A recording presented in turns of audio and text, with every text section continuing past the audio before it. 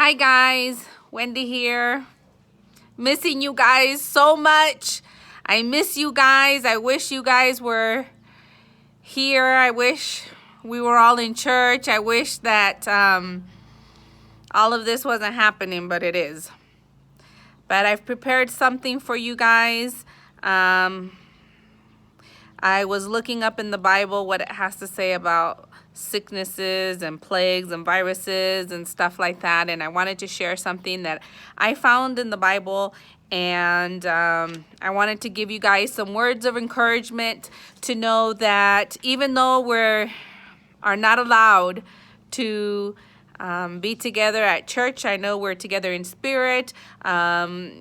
I invite everybody to constantly be praying and just praying for all of us, for Victorville, for the entire high desert, for all of our states, for the entire world, to God to just look down on us with eyes of mercy and get rid of this virus. So I wanted to read to you guys from the book of Exodus, okay? We're going to be in Exodus chapter 12. And I'm going to read it for you guys. We're going to be in Exodus chapter 12, and I'm going to start reading in verses 3 through 8, okay?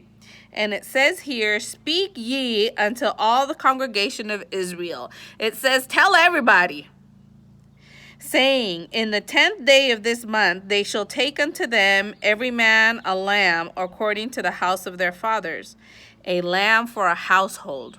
So there's going to be a sacrifice for each house is what this verse is saying. "And if the household be too little for a lamb, let him and his neighbor next unto his house take it according to the number of souls, every man according to his eating shall make your count for the lamb." So what it's saying here is that get together with your neighbor. If you're just one person or two people and this sacrifice is too much for your family, then get together with your neighbor. Go next door.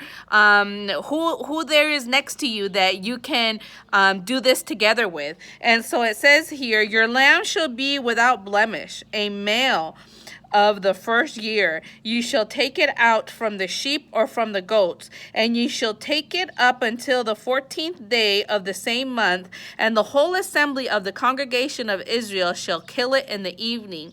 And they shall take of the blood and strike it on the two side posts of the upper door post of the houses wherein they shall eat it." So what it's saying here is that they're supposed to take this lamb, this sacrifice, and they're supposed to take that blood and spread it on the posts of the door of their home, this sacrifice that they're doing. And it says there that they're supposed to do. Okay, so let's look here in verses 12 through 13 also. And it says, "For I will pass through the land of Egypt this night, and will smite all the firstborn in the land of Egypt, both man and beast, and against all the gods of Egypt I will execute judgment. I am Lord. And the blood shall be to you a token upon the houses where ye are, and I will see the blood, and I will pass over you, and the plague," it says, "will not be upon you to destroy you, and I will smite the land of Egypt."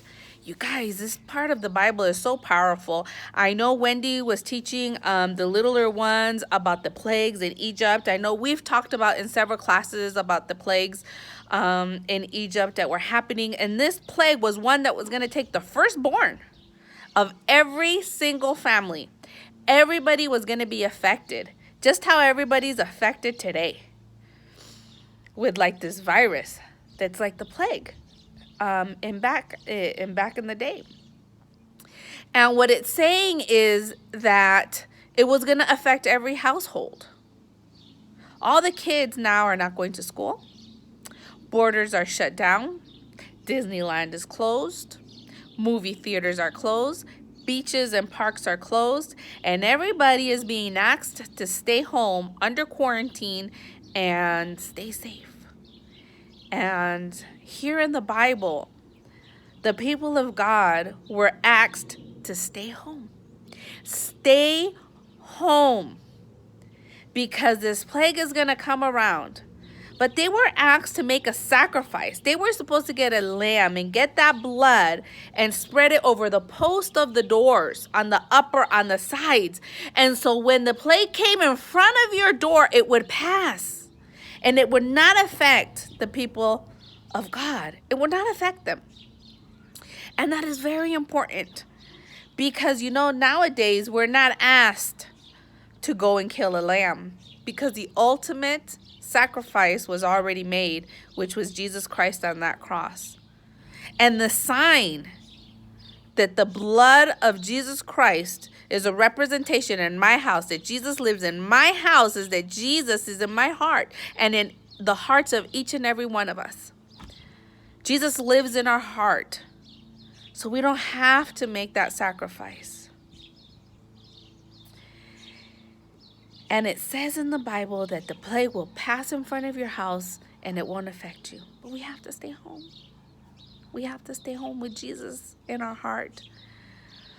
Now that our calendars have been cleared of studies, of work, and of so many things, I'm just praying that we can take this time to enjoy being with our family, getting to know each other better, and getting to know God better. Because so many times we don't have time for God. I can't promise you or anybody that this thing running all over the world almost isn't going to affect anybody. But what I can tell you is what the Bible promises us, that to live is with Christ. And guys, if we die, we're just winners. Nobody should be scared of death.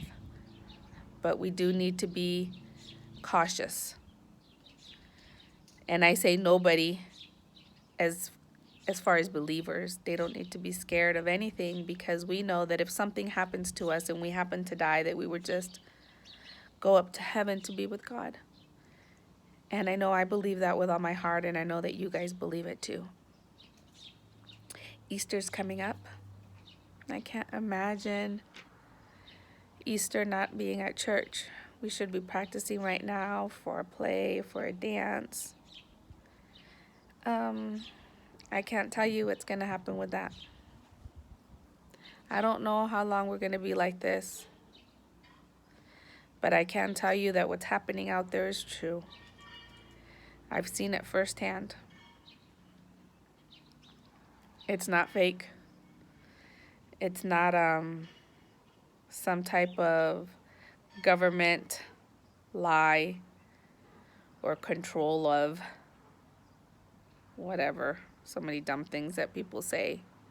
It's true, guys. I can tell you that the COVID-19 is out there, and it's trying to get us all. Stay safe. I love you guys. I send you guys all a big hug. To Janet, Chris, Abby, Ian, Lupita, Axie. I love you guys. Isabel, Giselle, Christian, Jesus, Angel, Angelina, Brian, Churulo. All you guys stay safe. Stay safe and pray. Pray every day. I'm sure we will see each other soon. We will be having Bible studies soon back in the church. And you guys won't have to be seeing me on YouTube. But I'll send out another Bible study soon. Chabelis is going to be coming out soon also. She said that she would do a Bible study for the littler ones. You can find us on YouTube with Iglesia FSBC. That's the name of the YouTube channel. I love you guys. Listen to your parents. Stay safe. Bye.